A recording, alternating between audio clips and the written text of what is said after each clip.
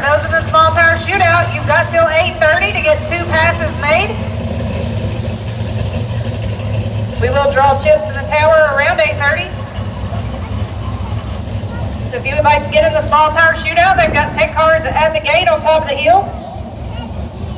You can make 2 passes before 8:30.